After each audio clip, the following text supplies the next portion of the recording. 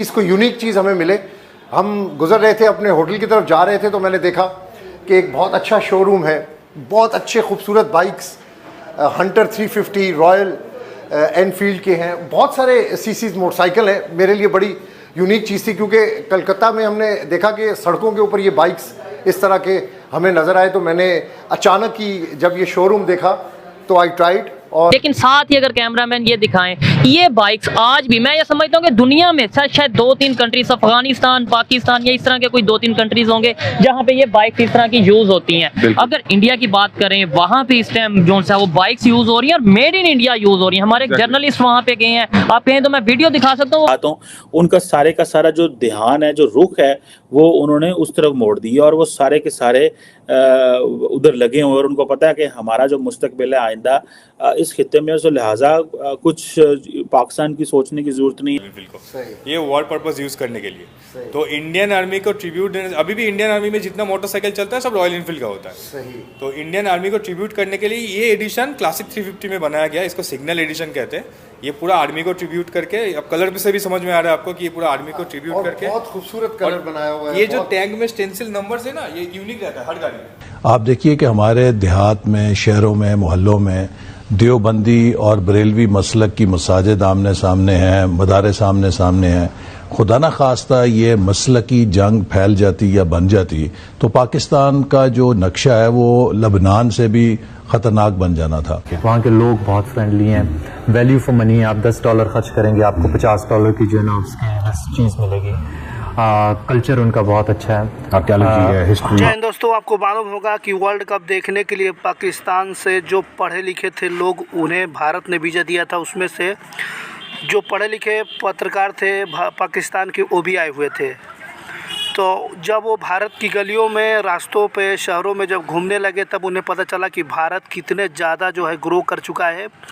और भारत का पाकिस्तान का जो है कंपेयर, बिल्कुल भी कंपेरिजन जो बनता ही नहीं है बिल्कुल भी, क्योंकि पाकिस्तान अभी भी जो है 90 के दशक में जी रहा है और भारत जो है वो 2023 के 2024 के जो है 5G के स्पीड से चल रहा है।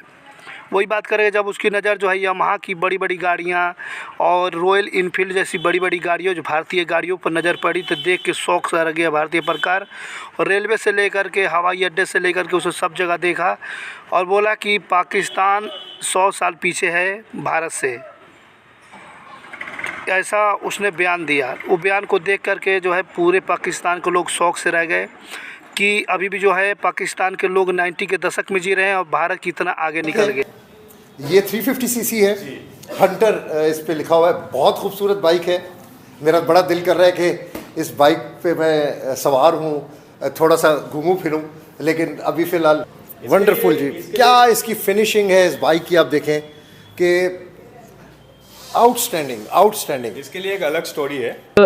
बाइक तो छोड़े, हमारे पास अगर हम प्लस पॉइंट पे देखें, हमारे पास पोटेंशियल है, हमारे पास काम करने वाले लोग हैं, हमारे पास लेबर है, लेकिन हमारे पास जो ये डायलॉग तो वर्ल्ड वाइड फेमस है ना, पाकिस्तान में टैलेंट की कमी नहीं है, ये आप कहना बिल्कुल ऐसा ही है। पाकिस्तान में टैलेंट की, क्योंकि जो जितने भी AI इंजीनियर्स है पाकिस्तान में अवेलेबल है, लोग पाकिस्तान के इंजीनियर्स को मानते हैं, उनसे काम करते हैं। मैं यहाँ पे आपको रोकना इसलिए चाहूंगा, आपने बोला कि पाकिस्तान में टैलेंट की कमी नहीं है, जितने भी A लेवल मतलब अच्छे इंजीनियर्स हैं पाकिस्तान में मौजूद। हर दुनिया के दूसरी कंपनीज पाकिस्तान के इंजीनियर्स के साथ काम करनी जाती हैं। लेकिन साथ ही अगर कैमरामैन ये दिखाएं, ये बाइक्स आज भी मैं ये समझता हूँ कि दुनिया में शायद 2-3 कंट्रीज, अफगानिस्तान, पाकिस्तान या इस तरह के कोई 2-3 कंट्रीज होंगे जहाँ पे ये बाइक्स इस तरह की यूज होती हैं। अगर इंडिया की बात करें, वहाँ पे इस टाइम जो है वो बाइक्स यूज हो रही है और मेड इन इंडिया यूज हो रही है। हमारे जर्नलिस्ट वहाँ पे गए हैं, आप कहें तो मैं वीडियो दिखा सकता हूँ। वहाँ पे रॉयल के जो शोरूम पे गए हैं और उन्होंने दिखाया कितनी मॉडर्न बाइक्स हैं वहाँ पे। बेसिकली अगर मैं इसको कंक्लूड करूँ तो बेसिकली यहाँ पे ना हो गया रहा है कि हमारे पास असेंबल करने वाले इंस्ट्रूमेंट्स ही नहीं है।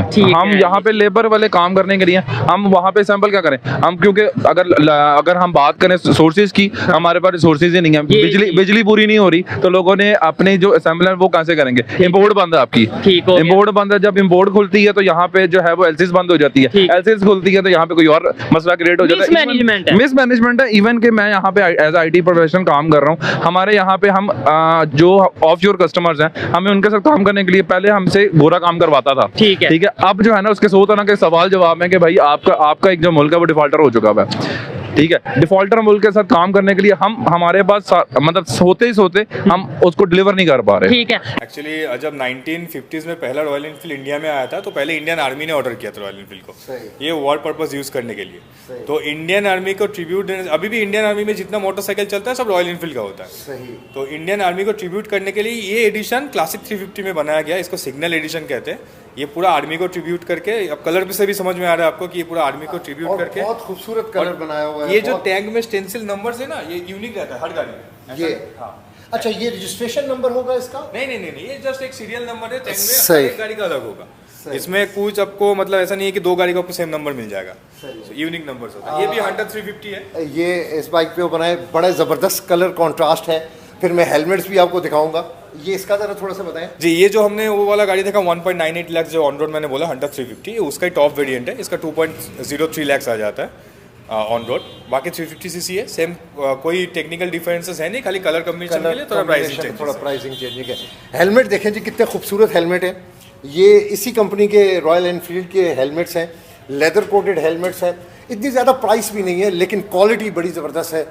आप ये देखें जी। पाकिस्तान के एक जर्नलिस्ट हैं, वो इंडिया में गए हैं और बहुत सी वर्ल्ड कप कवर करने वैसे तो गए हैं, लेकिन ये कि वहाँ के जो डेवलपमेंट्स है उसके ऊपर वो वीडियोस रिकॉर्ड कर रहे हैं। उन्होंने बाइक्स के ऊपर ये वीडियो बनाई है। ये देखें उधर उनकी बाइक्स की क्वालिटी और प्राइस, और फिर उसके ऊपर हम आपसे ओपिनियन लेंगे। हमारे पास तो यहाँ पे सिर्फ 2-3 कंपनीज हैं, होंडा है, और ये मैं आपको ये क्लियर कर दूं, ये मेड इन इंडिया है, यानी उनके अपने कंट्री की। और सिर्फ इंडिया में नहीं, ये दूसरे कंट्रीज में, ऑस्ट्रेलिया और दूसरे कंट्रीज में ये जो है उसे बेच रहे हैं। सर हमारी कहाँ जा रही है? हमारी बन रही है इधर, कौन कोई बन रही है, लेकिन कौन सा ये आप लेवल चेक करें बाइक का। हाँ, क्लास है उसकी, मटेरियल अच्छा है, चीजें अच्छी हैं। सर मैं कहता हूँ मटेरियल चीजें इन्हें एक साइड पे रख दें एक मिनट के लिए, कम से कम वो अपना बना रहे हैं। वो मटेरियल चीजें तो बहुत आगे की बात है ना, हम अपना बना क्यों नहीं रहे? हमारी जो पाकिस्तानी अवाम है ना, इसको बाहर की खाने की आदत है। ठीक है, ये पाकिस्तान में महंगी अपना खानी कुछ नहीं पड़े, करें, महंगी खानी पड़े, वो बाहर से इम्पोर्ट कर लेंगे, ले आएंगे, लेकिन अपना कुछ नहीं बनाएंगे। ठीक है, बस पाकिस्तान वाले ये कहते हैं इंडिया को कि हमारी टांग